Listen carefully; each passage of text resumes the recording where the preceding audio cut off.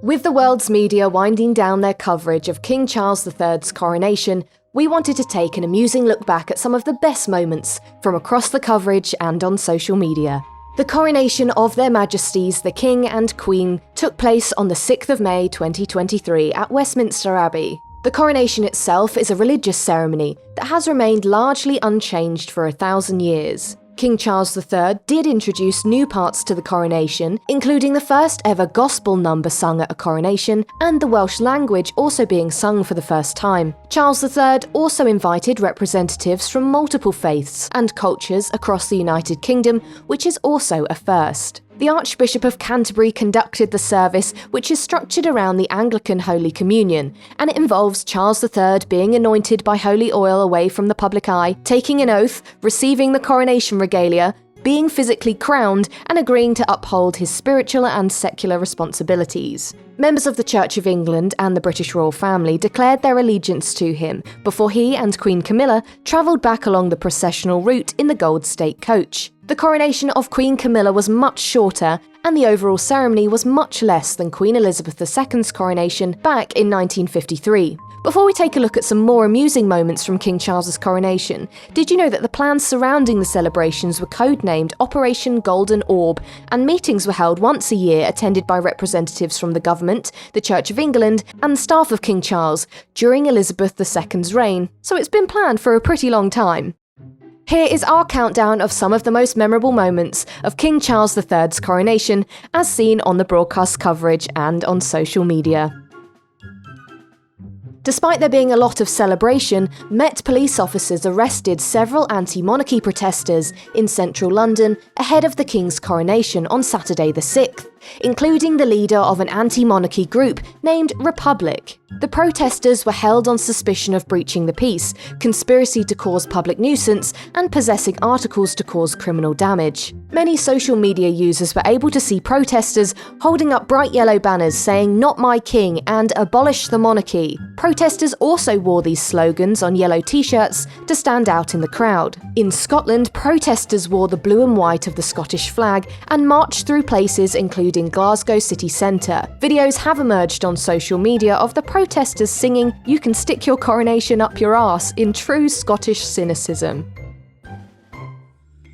During the actual crowning portion of King Charles III's coronation, the Archbishop of Canterbury, Justin Welby, took a few goes to get the imperial state crown onto King Charles III's head. Sky News reported that the official crowning of the king took 8 seconds in total. While it looked like an embarrassing fumble, the crown itself was described by Queen Elizabeth II as incredibly heavy and uncomfortable to wear. It weighs 1.06 kilograms, or 2.3 pounds. The frame is made of gold, silver and platinum and is decorated with 2,868 diamonds, 273 pearls, 17 sapphires, 11 emeralds and 5 rubies.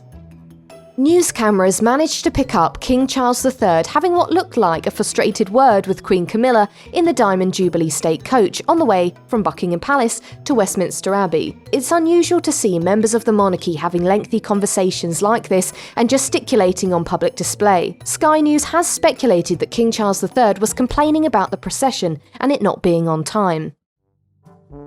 If you were watching the procession from Buckingham Palace to Westminster Abbey, you may have spied that one of the drum horses began walking out of time and to the side. The Shire horse, known as Major Apollo, is a ceremonial drum horse raised in Pembrokeshire, and he also took part in Queen Elizabeth II's funeral procession. His role involves leading 200 other horses on the processional route, carrying a ceremonial kettle drum. Major Apollo stands at 17 hands and weighs 800 kilograms, and was personally chosen to be part of the royal family by Queen Camilla when she visited Dyfed Shire Horse Farm in July 2018. The kettle drum actually dates back to the reign of King Charles II, which began in 1660. Before being named Major Apollo, the Shire horse was called Ed.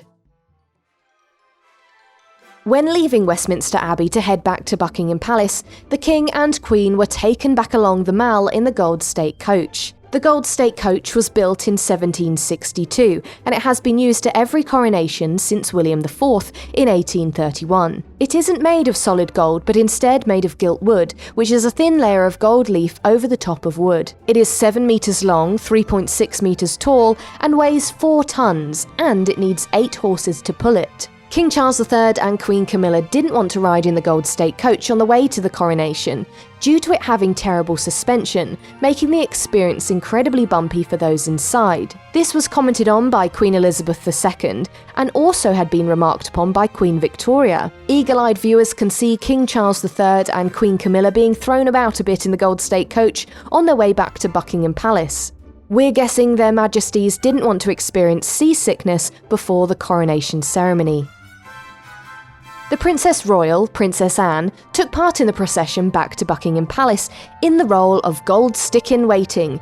This position has been held by Princess Anne since 1998, and it dates back to the 15th century, when 2 officers, a gold stick and a silver stick, were placed close to the monarch to protect them from harm. Princess Anne led 6,000 armed service personnel through the streets back to the palace. It is for this reason that Princess Anne was not wearing a dress like the other female members of the royal family during the coronation. Her outfit included a hat with a large red feather. Many social media users have commented on how Princess Anne's plume obstructed Prince Harry's view of the coronation as she was sitting in front of him.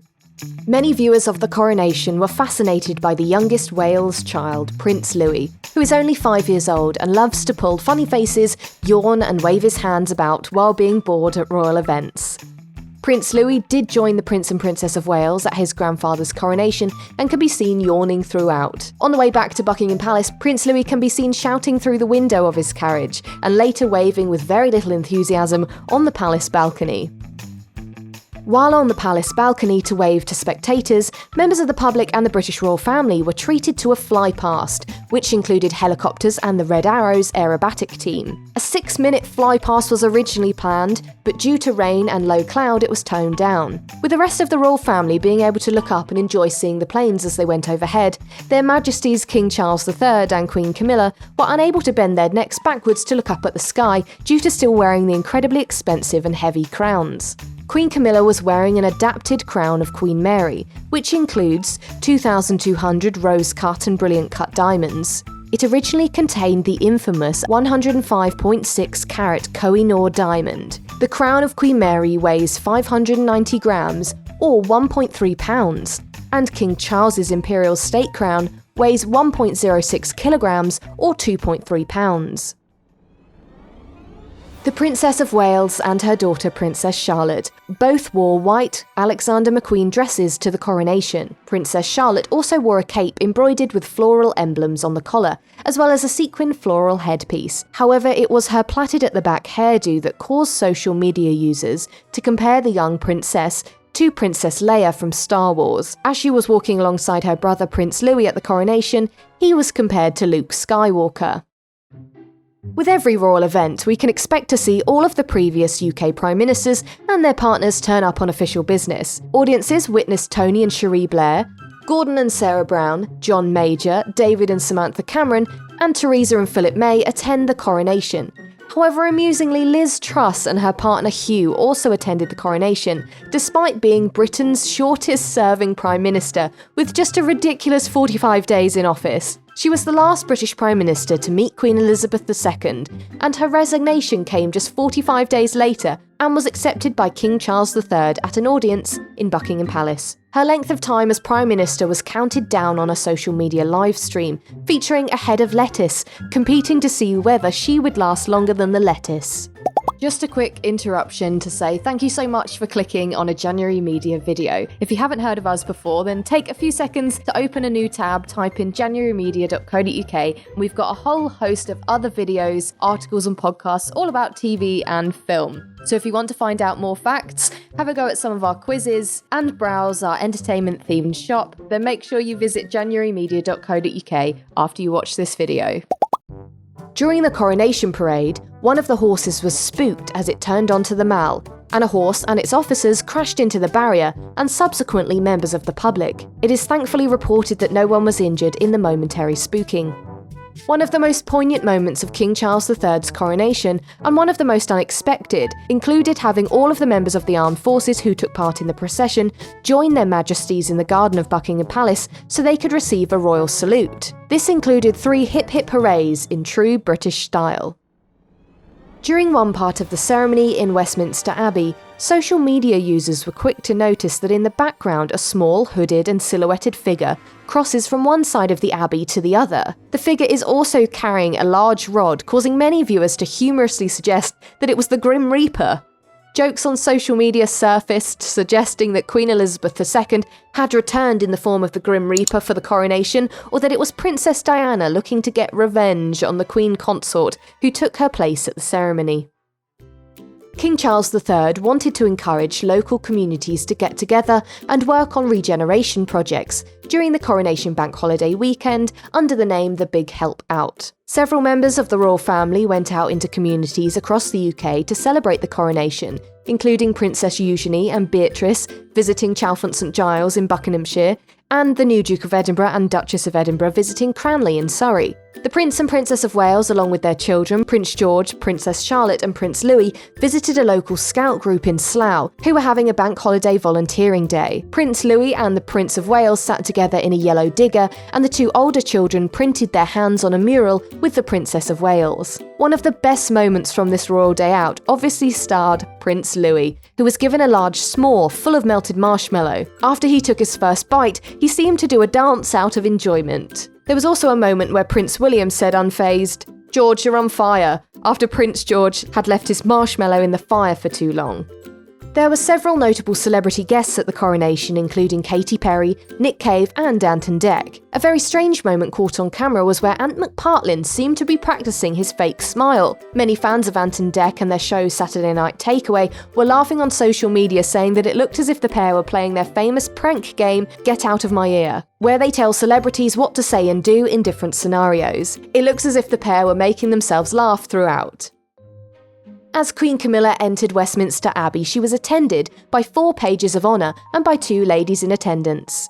The first was her sister Annabel Elliot, and the second is Fiona Petty Fitzmaurice, who is the Marchioness of Lansdowne. The pair were wearing identical dresses that looked very similar to Camilla's, and they had very similar hairstyles, prompting viewers across social media to laugh and say that 2 backup Camillas had been brought into the coronation. As Camilla walked into the Abbey, the King's Scholars of Westminster School sang Vivat Regina Camilla, meaning Long Live Queen Camilla. However, some viewers who are unfamiliar with Latin were quite shocked at the inclusion of the word Regina, as they heard something else.